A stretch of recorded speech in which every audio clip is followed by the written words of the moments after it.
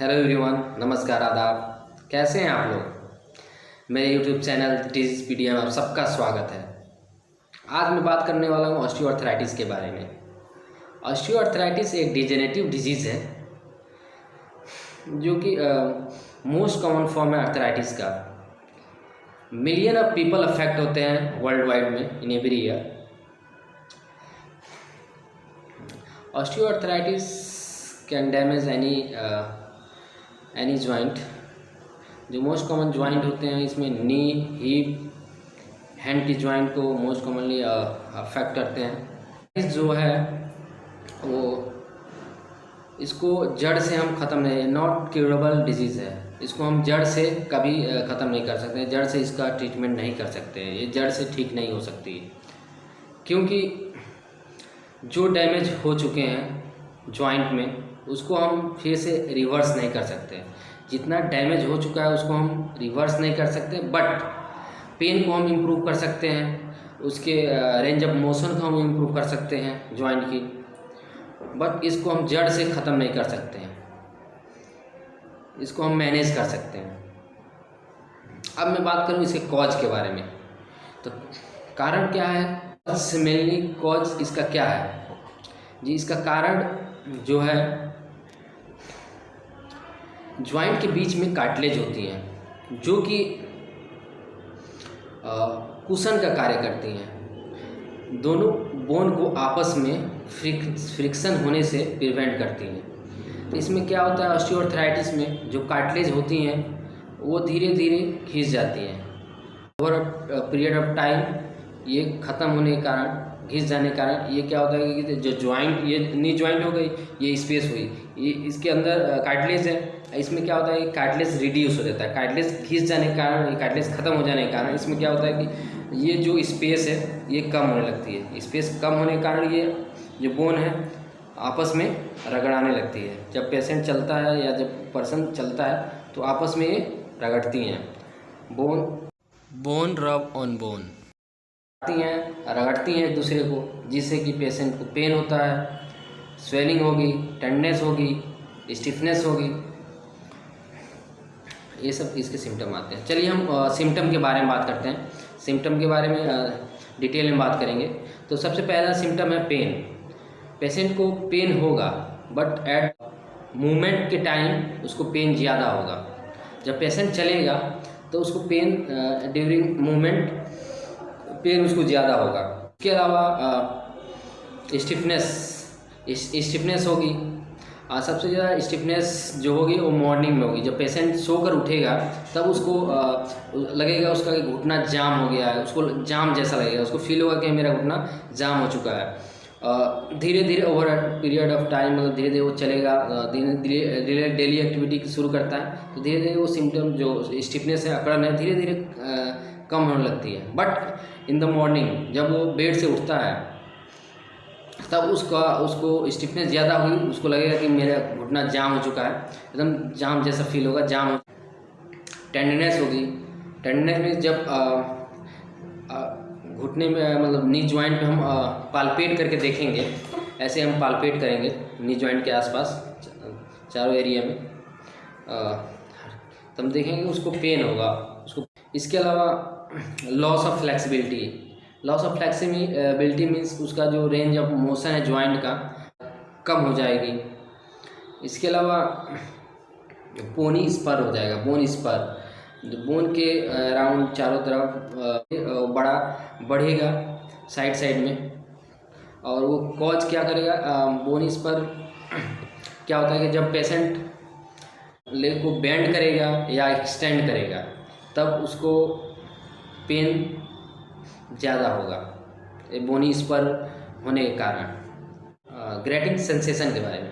तो grating sensation में क्या होता है कि जो जॉइंट है उससे पॉपिंग, क्रैकलिंग की साउंड आएगी, कट की आवाज़ आती है।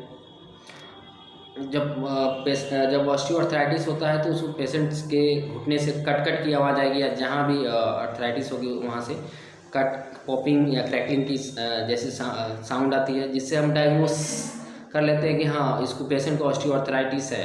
किस स्टेज में है ये डायग्नोस नहीं कर पाते हैं, बट इतना से पता चल जाता है कि हाँ पेशेंट को ऑस्टियोआर्थराइटिस है। अब मैं बात करूँगा रिस्क फैक्टर के बारे में। तो रिस्क फैक्टर में सबसे जो पहला रिस्क फैक्टर है वो है ओल्डर एज। क्या होता है कि बॉडी में वो एज बढ़ने के साथ साथ बॉडी में बहुत सारे चेंजेस आते हैं जी, जो कि ऑस्टियोआर्थराइटिस कॉज करता है। ऑस्टियोआर्थराइटिस मेनली सीनियर सिटीजन में ही पाई जाती है, ओल्डर एज में ही पाई जाती है। अब मैं बात करूँगा इसके जेंडर के बारे में। तो female are more likely to suffer from osteoarthritis than male. जो फीमेल होती हैं वो ज़्यादा सफ़र करती हैं ऑस्टियोआर्थराइटिस से देन मेल। अब इसके अलावा ओबेसिटी, मोटापा एक मेन कारण है ऑस्टियोआर्थराइटिस का, क्योंकि ओबेसिटी क्या होता है, ओबेसिटी मोटापा बढ़ने के कारण जो जॉइंट पे प्रेशर जो पड़ता है वो जॉइंट पे ज़्यादा प्रेशर पड़ने के कारण क्या होता है कि ऑस्टियोआर्थराइटिस होने का जो रिस्क होता है वो बढ़ जाता है। स्ट्रेस ऑन द जॉइंट कि रिपीटेटिव स्ट्रेस ज़्यादातर स्पोर्ट्स पर्सन को पड़ता है, क्योंकि स्पोर्ट्स पर्सन डेली मीन्स ज़्यादा रिपीटेटिव मोशन में रहते हैं, जिसकी वजह से उनको होने का जो चांस रहता है वो ज़्यादा होता है।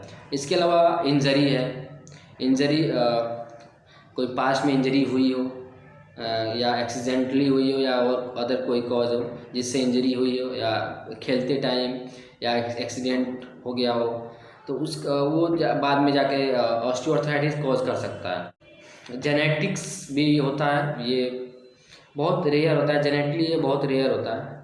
फादर मदर अपने चाइल्ड को ये पास कर सकते हैं, बट बहुत रेयरली।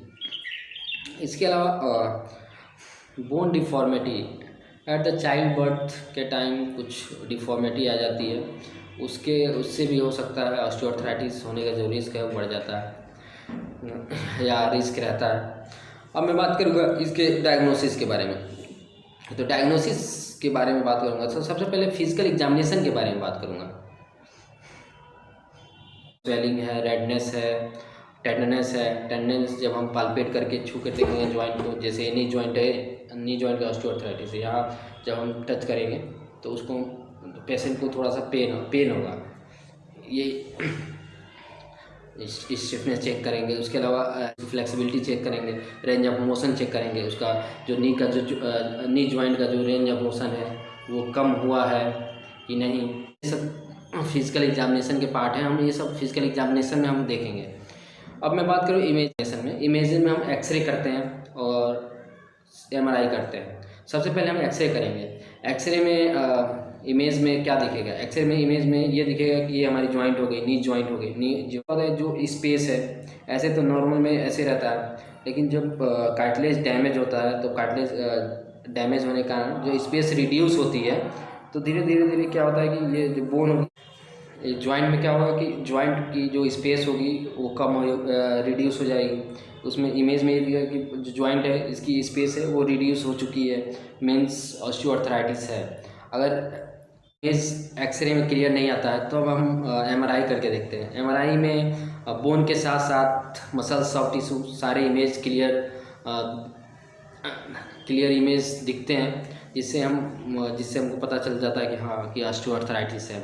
ये कब करेंगे, जब एक्सरे में इमेज क्लियर नहीं आएगा तब। अब मैं बात करूँगा इसे ट्रीटमेंट पार्ट के बारे में। तो ट्रीटमेंट के पार्ट के बारे में बात करूँगा तो मैं सबसे पहले मेडिकेशन के बारे में बात करूँगा। इसके मेडिकेशन में एनेसेट्स देते हैं, जैसे डाइक्लोफेनिक, आइबुप्रोफेन, एसिक्लोफेनिक, ये देते हैं। इसके अलावा ट्रॉपिकल एनाल्जेसिक क्रीम देते हैं फॉर पेन के लिए।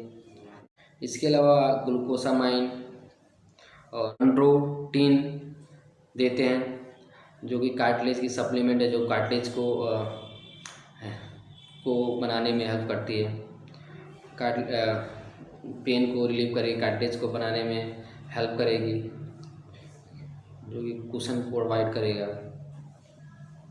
इसके अलावा कोलेजन सचेट पाउडर देते हैं। कोलेजन सचेट पाउडर क्या करता है कि आसपास के जॉइंट, जो मसल्स हैं, लिगामेंट हैं, इन टेंडन है, इन सबको मजबूत करता है, कार्टिलेज को रिपेयर करने में हेल्प करता है। इसके अलावा कैल्शियम सप्लीमेंट भी देते हैं। ये हो गया इसके मेडिकेशन पार्ट। अब मैं बात करूँगा फिजियोथेरेपी ट्रीटमेंट के बारे में, जो कि फिजियोथेरेपी ट्रीटमेंट इसमें सबसे बेनिफिशियल होता है। ऑस्टियोआर्थराइटिस केस में सबसे इम्पोर्टेंट ट्रीटमेंट फिजियोथेरेपी ट्रीटमेंट ही होता है, जिसमें हम कुछ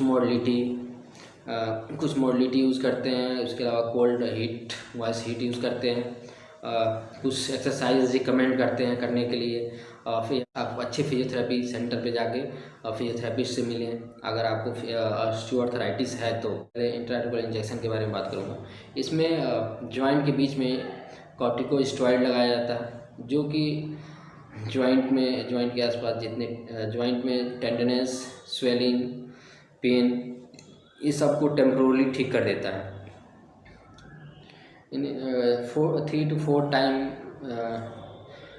लगाना चाहिए, उससे ज़्यादा नहीं लगाना चाहिए, क्योंकि एट द एंड में क्या होता है कि ये जॉइंट को डैमेज करता है।